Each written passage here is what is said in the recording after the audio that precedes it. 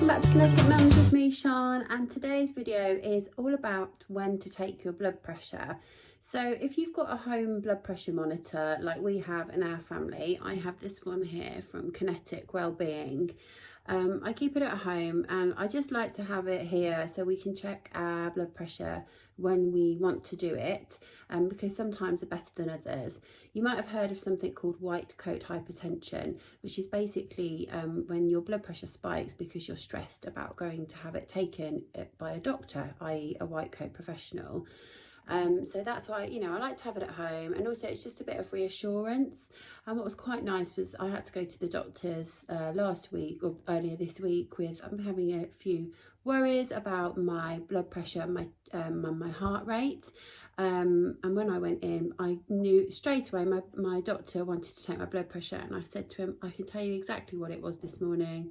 Because I took it myself. I felt quite smug because he was quite impressed, but it's always good to know what your blood pressure is. And if you do go to the doctors and it spikes, then at least your doctor can say, well, maybe it's because you're here, so go away and check it at home. Obviously a medical professional is really important, but like I say, it's good to check it at home when you're in your own environment. So the sort of things that you need to remember when you take your blood pressure are kind of indicators as well as to why it might be high. So when you take your blood pressure, you should make sure you haven't done anything strenuous, any exercise or activities for at least 10 to 15 minutes beforehand, because your heart rate needs to be at its normal, steady beat. So I would avoid doing it after exercise, after the school run.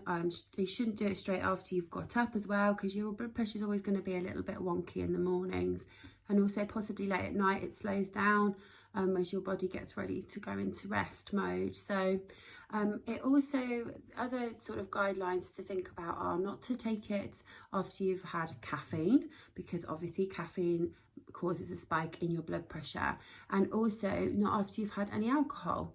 Again, same reason, alcohol can mess with your blood pressure and your heart rate, so it's really not going to be very indicative of how your blood pressure really is. So the general rule of thumb is to sit down, uncross your legs, sorry, I nearly fell off my lap then, uncross your legs, put your monitor, your cuff on. I'll do a separate video on how to take your blood pressure, and if you look on the Kinetik Wellbeing YouTube channel, there's some advice on there, and there's also a video of us having our own blood pressure taken on the Kinetik Mums channel. But basically sit down, be calm, be at rest, and always take 3 readings as well, because that will give you an average of what your blood pressure is, because the first time or second time it might spike, and that isn't giving you a true record. Keep a note of what it is. Most of Kinetik Wellbeing's blood pressure monitors have a memory function, so you can keep it in there. They also pair up with a health app, which is free, so if you go onto their website you can have a look. But those are just a few quick tips. I hope they're helpful.